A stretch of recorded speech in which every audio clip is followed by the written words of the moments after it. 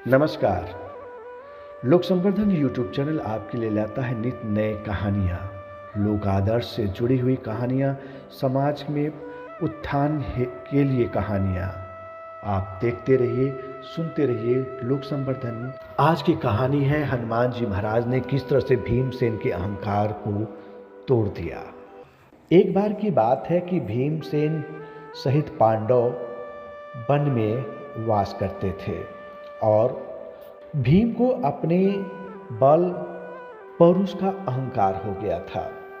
हनुमान जी महाराज ने सोचा, अगर ये अपने कर्तव्य का सही ढंग से पालन नहीं किया और अपने बल पौरुष का अहंकार लेकर के रह गए तो पांडव यह युद्ध हार जाएंगे। उन्होंने इनकी परीक्षा लेना चाहिए कि जिससे इनके अहंकार को खत्म कर दिया जाए, ये अपने मूल उद्देश्यों से भटकने न पाए। अपने करीब आते देखकर हनुमान जी महाराज ने कहा, हे कुमार, आप कहीं जा रहे हैं और आपके रास्ते में मेरी पूंछ है और मैं इसे उठा पाने में असमर्थ हूँ क्योंकि मैं काफ़ी वृद्ध हो चुका हूँ।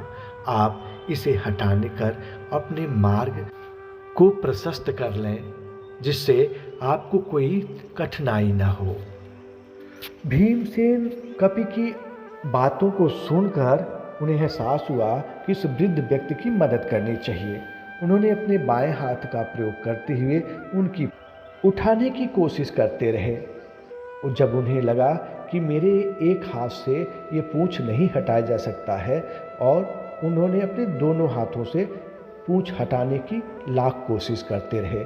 जब वो पसीने से तरबतर हो गए और उन्हें लगा अब कि मैं उठा पाने में असमर्थ हूँ, उन्हें किसी बात का एहसास हुआ कि ये कोई सामान्य कपि नहीं है, कोई विशिष्ट है।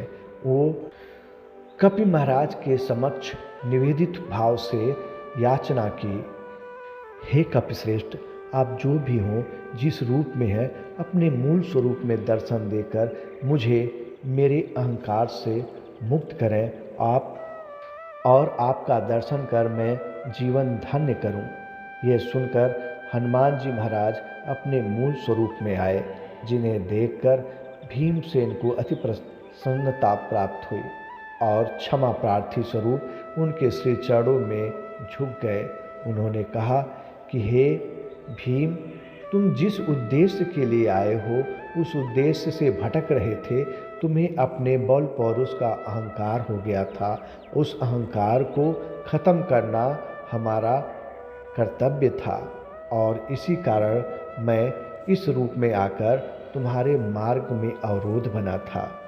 भीमसेन ने कहा, नहीं हनुमान जी महाराज, आपने मेरे मन के संशय को दूर किया और मेरे मन के भ्रम को दूर किया, जिससे मैं सही रास्ते पर, सही मार्ग पर चल सकता हूँ। इसके लिए आपके श्री चरणों में कोटि कोटि नमन है और मेरी ये इच्छा है, अगर आप मुझसे प्रसन्न हो तो आप मुझे आशीर्वाद दीजिए कि जब मैं धर्म युद्ध के क्षेत्र में जाऊं तो आप मेरा मार्ग प्रशस्त करें, जिससे मैं नैतिक रूप से धर्म युद्ध कर विजय प्राप्त करूं। हनुमान जी महाराज ने कहा, यथास्तु, ऐसा ही होगा। महाभारत काल के युद्ध में हनुमान जी महाराज भगवान श्री कृष्ण के स्वार्थी स्वरूप उस रथ पर ध्वजारूप में स्वयं विराजित थे। युद्ध के समाप्ति तक वो विराजमान रहे हैं। आपको ये कहानी कैसा लगा? इससे क्या आपने सीखा? आप अपने विचार को कमेंट बॉक्स में अवश्य लिखें, जिससे मुझे एक नया सुझाव मिलेगा और कहानियों में नित नए कहानियाँ आप तक सुनाने का एक आनंद आता रहेगा। आप देखते रहिए लोक संवर्धन यूट्यूब चैनल और उसे सब्सक्राइब करते रहिए, शेयर करते रहिए। इसके लिए आपका बहुत बहुत धन्यवाद। फिर मिलेंगे एक नई कहानी के साथ, तब तक नमस्कार।